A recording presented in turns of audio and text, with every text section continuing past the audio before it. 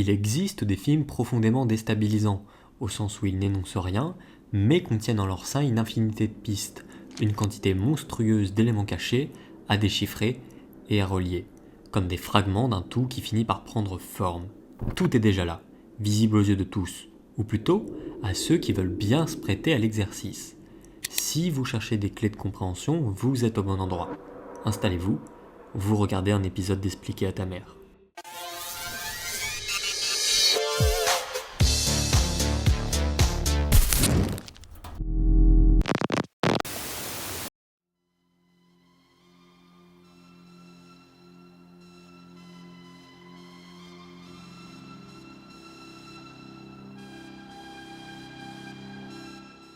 Yorgos Milotti, dit George Miller, est originaire de Queensland, en Australie, et est le fils d'immigrés grecs, Jim Miller et sa mère, Angela. Il se lance dans des études de médecine avant de tout arrêter pour s'orienter vers le monde du cinéma. Après avoir réalisé son premier court-métrage, Violence in the Cinema Part 1, produit par son ami Byron Kennedy, qu'il rencontre à l'université de Melbourne, avec qui il fondera la société Kennedy Miller Productions, il écrit et réalise son premier long-métrage en 1979, inspiré par la route australienne et les corps mutilés par les accidents de la route qu'il a pu observer durant ses années de médecine. Il s'agit de Mad Max. Je ne vais pas vous faire l'affront de vous conter toute l'histoire de la saga, alors on va faire synthétique. Dans un futur proche, Max Rokatansky est un ex-policier de la route qui réendosse l'uniforme et part à la recherche des meurtriers de sa famille dans un monde désolé. Mad Max est un road movie apocalyptique aux accents western et se déroule dans une société violente où le chaos se répand avant d'évoluer vers du post-apo dans les films suivants. Pour ceux n'étant vraiment pas au fait, la saga se compose à l'heure actuelle de 5 films. Mad Max 2 Le Défi, Mad Max Au-delà du Dôme du Tonnerre, Mad Max Fury Road et le spin-off Furiosa, une saga Mad Max. Le rôle iconique de Max fut interprété par 2 acteurs, Mel Gibson dans les 3 premiers films et Tom Hardy sur Fury Road. La chronologie de Mad Max peut paraître confuse, et certains fans se prêtent au jeu de la reconstitution à travers les événements des films, mais aussi des comics et du jeu vidéo. Mais selon les propos de George Miller lui-même, Fury Road est une revisite de l'univers de Mad Max, et n'est donc pas officiellement canon avec la trilogie originale, au même titre que Furiosa. Pour utiliser une appellation à la mode, c'est un soft reboot. Le soft reboot consiste à redémarrer une franchise, tout en excluant pour autant pas l'existence de ses prédécesseurs. C'est une manière d'approcher un nouveau public, plus jeune, tout en fidélisant les fans de la première heure. L'ancien et le nouvel univers coexistent dans le même espace-temps, mais pas vraiment. C'est au gré du spectateur. C'est un peu comme l'expérience de pensée du chat de Schrödinger. Comme à mon habitude, je vais me concentrer sur le film dont on parle aujourd'hui, Fury Road en l'occurrence, et ignorer le reste de l'univers étendu de la saga, pour parler ici uniquement de cinéma. Mais avant de partir sur une analyse plus détaillée, un rapide récapitulatif du film s'impose. Je vous invite quand même à voir ou revoir le film avant d'aller plus loin.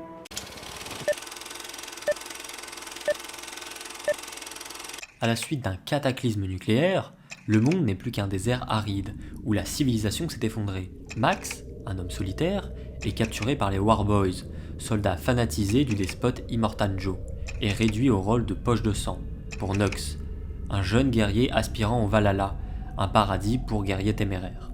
Parallèlement, l'impérator Furiosa détourne un convoi pour soustraire les 5 épouses de Joe à leur condition d'esclaves. L'armée du tyran se lance aussitôt à leur poursuite, Nox entraînant malgré lui Max attaché à son véhicule. Après une série d'affrontements, Max, Furiosa, Nox et les épouses s'allient dans l'espoir de rejoindre la mythique Terre Verte, dont Furiosa est originaire. Mais le sanctuaire rêvé s'avère détruit et inhabitable. Le groupe décide alors de retourner vers la citadelle, désormais vulnérable, afin d'éliminer Joe et de libérer les ressources vitales qui l'accaparent. Au terme d'une course-poursuite décisive, Furiosa abat le tyran, tandis que Nox se sacrifie pour assurer leur victoire. Furiosa est gravement blessé, Max lui transfuse son sang et la sauve. De retour à la citadelle, le peuple acclame la chute du despote et l'avènement d'une ère nouvelle.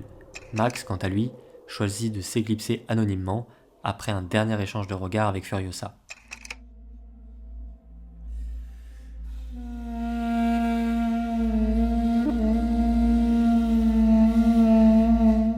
Mad Max Fury Road serait prétendument considéré comme un film féministe selon certains. C'est à mon sens une mauvaise lecture de l'œuvre. Mais avant d'expliquer pourquoi ce n'est pas le cas, je vais tenter de comprendre comment on peut tomber dans cette lecture simpliste et séduisante.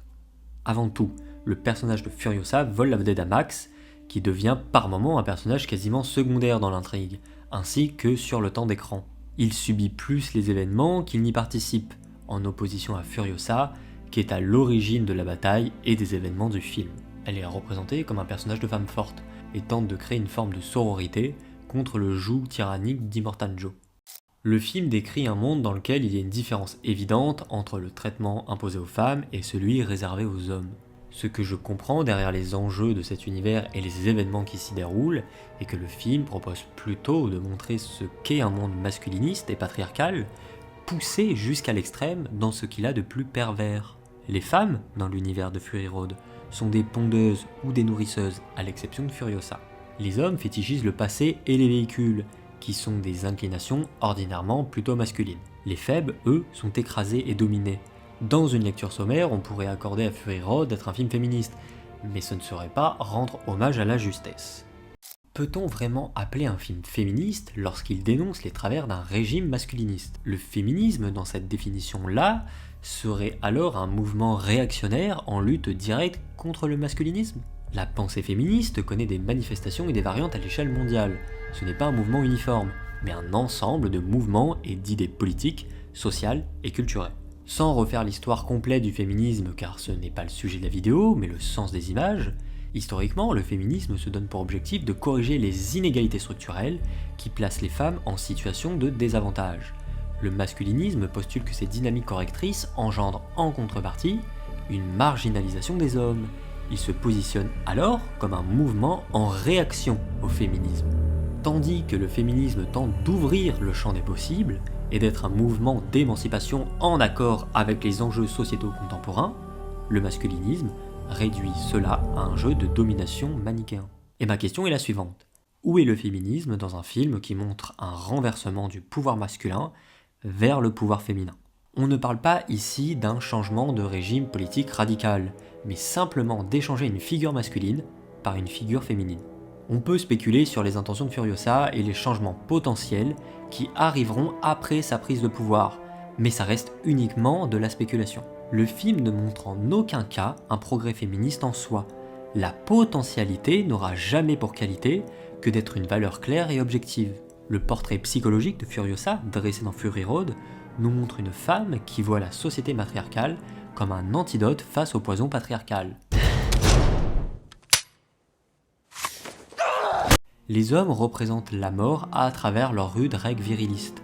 Les femmes, quant à elles, plus ambiguës, représentent la vie et la fécondité, mais peuvent se révolter face à la violence du monde qui les écrase. D'un côté, les Warboys qui entraînent la mort dans le désert, et de l'autre, la Terre Verte, paradis perdu d'une société matriarcale.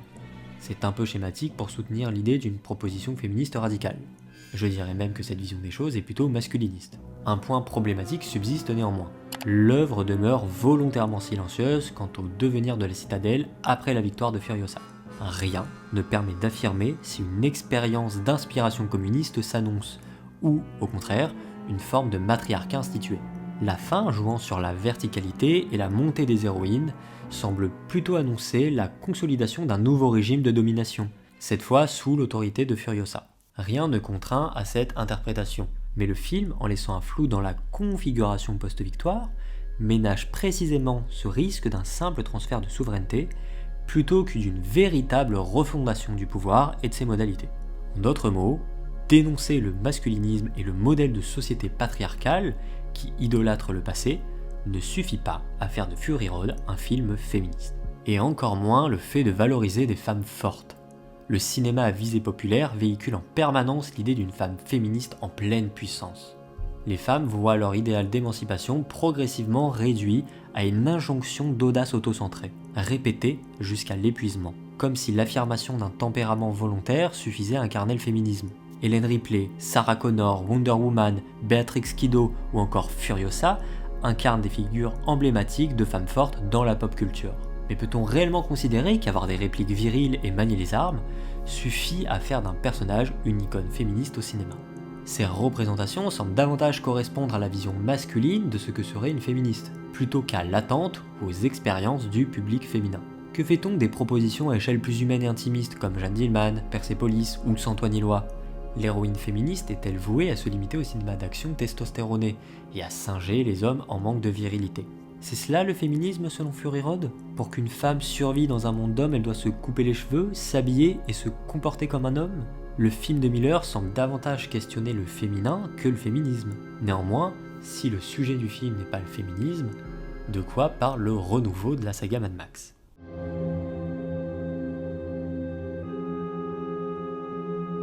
L'une des premières choses qui sautent aux yeux lors d'un premier visionnage est que Mad Max Fury Road est un film très peu bavard. Lors de la majorité du film, on peut entendre des bruits de moteur gronder, des grognements, des voitures exploser, mais les personnages ne parlent que lorsque c'est nécessaire, ou presque. Non. Les enjeux restent clairs et lisibles, même sans dialogue, à l'image d'un film muet. La saga Mad Max fait d'ailleurs souvent référence à Buster Keaton, pour appuyer l'importance de la narration visuelle. Le cinéma muet, privé de dialogue parlé, a fait de l'image son principal vecteur narratif. Les cinéastes ont dû inventer un langage visuel fondé sur l'éclairage, le montage, la composition et le jeu d'acteurs, chaque détail devenant porteur de sens et d'émotion. L'absence de parole conférait au film une portée universelle, franchissant les barrières linguistiques et culturelles. Enfin, cette époque a consacré la caméra comme instrument artistique à part entière, ouvrant la voie à une narration où l'intensité des images prime sur les mots, tout en gardant une grande lisibilité. C'est exactement dans cette idée du cinéma que s'inscrit Mad Max Fury Road, mais de manière plus contemporaine. L'histoire du film se concentre sur 3 jours. Le parti pris de bâtir le récit presque uniquement autour d'une course-poursuite, en réduisant les dialogues au strict minimum, confère au film une limpidité et une vigueur saisissantes. Cette liberté redonne toute sa place à l'essence même du cinéma, le choc des images, leur puissance sensorielle et le vertige visuel. Autant d'éléments qui constituaient déjà le raffinement du muet, fondé sur un langage avant tout visuel. Avant d'être une œuvre narrative avec des enjeux clairement définis, Mad Max Fury Road se présente d'abord comme une expérience cinématographique brute, qui privilégie la sensation immédiate. Miller y déploie quelque chose de presque instinctif. Le film est un mouvement, un geste. Il est essentiellement cinétique, c'est-à-dire qu'il privilégie avant toute chose le mouvement. Le mouvement des corps, des véhicules, de la caméra, ou de manière plus sensorielle, le flux et la vitesse.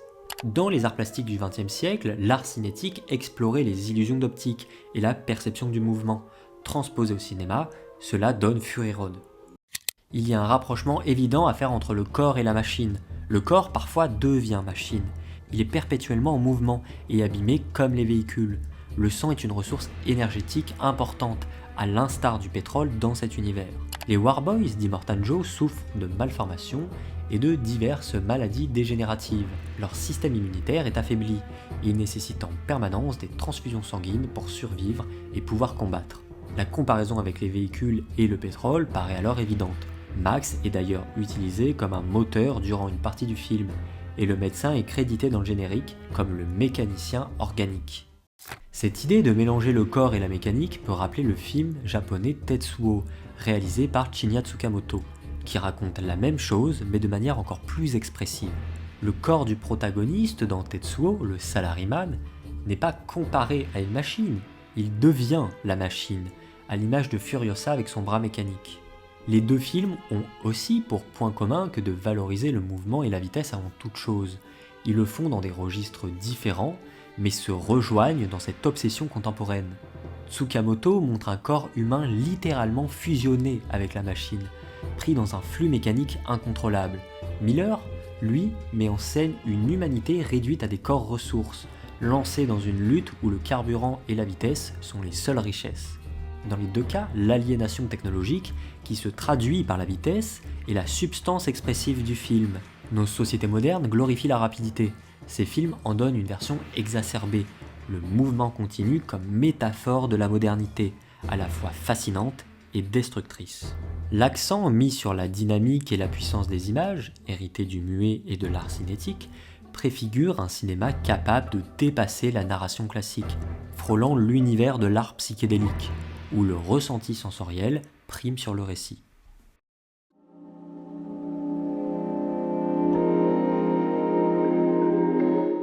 Mais qu'est-ce que c'est que le cinéma psychédélique ?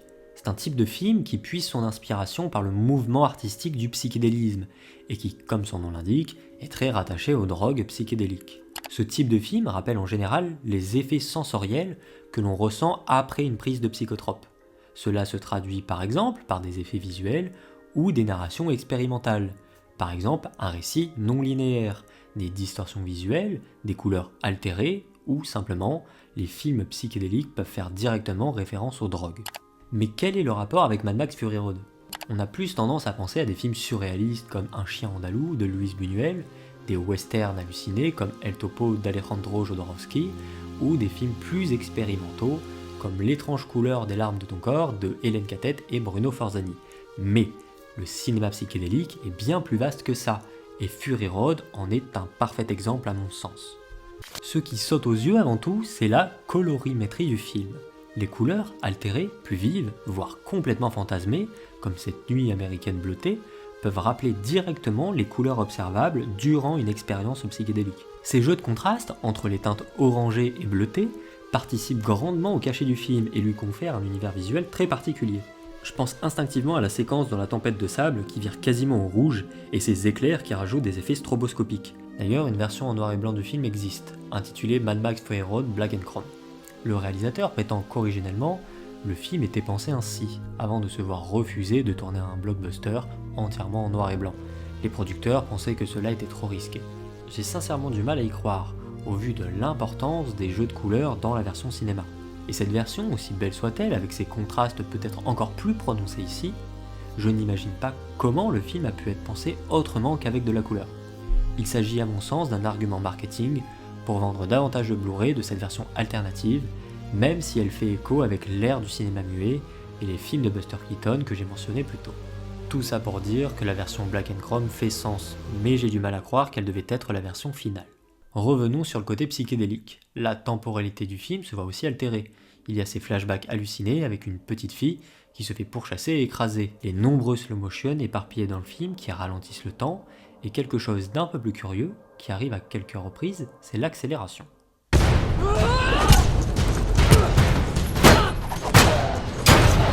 Le film semble comme être légèrement accéléré durant certaines scènes d'action. Il n'est pas sur une vitesse de lecture normale. La distorsion temporelle est une composante très importante dans le psychédélisme, et la dynamique temporelle de Fury Road ramène toujours au chaos. On ne comprend plus très bien ce qu'il se passe. D'ailleurs, les hallucinations liées au passé de Max surgissent et interagissent avec le présent. Les temporalités se mélangent. Pour m'enfoncer encore un peu plus dans mon explication, le film, à travers son action effrénée et son intensité, peut fatiguer le spectateur, au même titre qu'une expérience psychédélique qui peut être éprouvante psychiquement et physiquement. L'abondance d'effets visuels et sonores surcharge le logiciel sensible du spectateur. C'est une expérience qui se vit plus qu'elle ne s'intellectualise.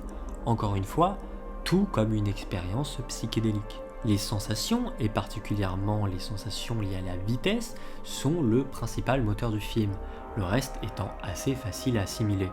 Tous ces bruits de moteur, d'explosions, de cris qui s'enchaînent dans un rythme endiablé créent une cacophonie qui s'accorde parfaitement avec la tonalité et le montage parfois épileptique du film.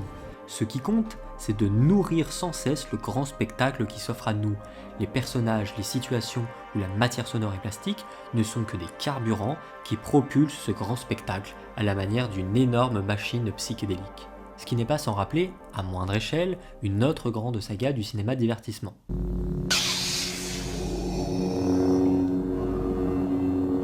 Maintenant, une autre question se pose à nous. À quoi bon faire un film psychédélique au cours des années 2010 ? À quoi ça sert ?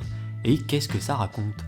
Et pour tenter d'y répondre, je vous inviterai à vous pencher sur les années 60 et 70, et plus précisément sur la révolution psychédélique. C'est-à-dire, qu'est-ce que c'est que d'induire des expériences de reconnexion à soi-même et au monde dans sa vie ? J'insiste sur le mot « expérience ».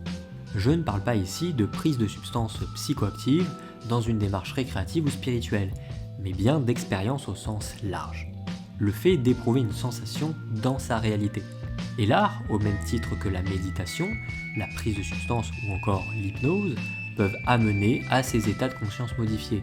Ce sont juste des méthodes d'accès différentes.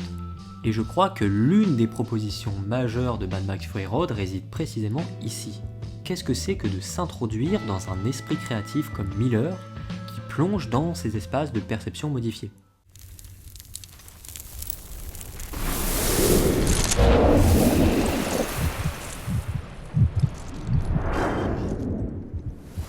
Je me rends bien compte que c'est quelque chose d'extrêmement abstrait et subjectif.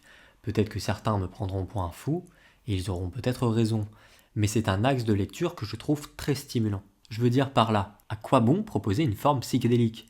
Pour le simple plaisir esthétique? Pourquoi pas? Mais dans un film d'action, grand public, à 150 millions de dollars? C'est quand même étonnant, surtout en 2015. D'ailleurs, Fury Road marquera un point charnière dans la filmographie de Miller. À partir de là, en tout cas jusqu'à aujourd'hui, il gardera sa direction formelle dans tous ses films. Ces derniers, 3000 ans à t'attendre et Furiosa, étant très proches de ça.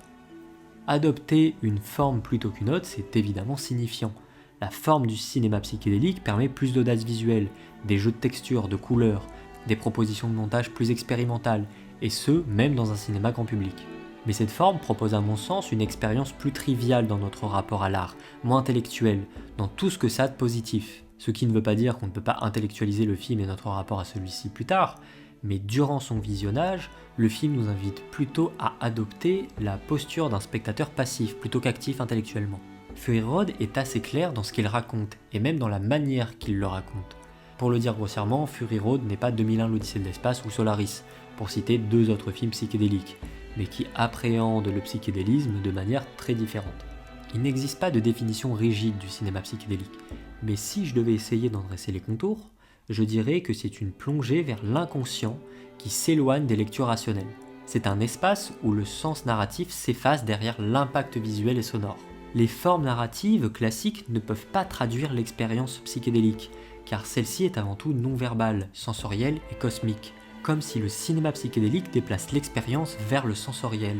Il ne supprime pas la signification, il la rend indirecte, vibratoire, interprétative. On ne comprend pas un trip, on le traverse.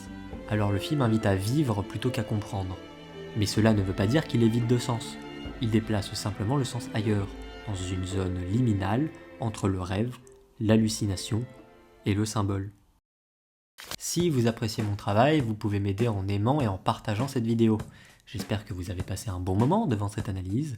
N'hésitez pas à poster vos retours ou remarques dans l'espace commentaire. Je les lis tous. Si vous le souhaitez, vous pouvez me suivre sur les réseaux sociaux. Tous les liens sont en description. Merci de votre attention et à la prochaine.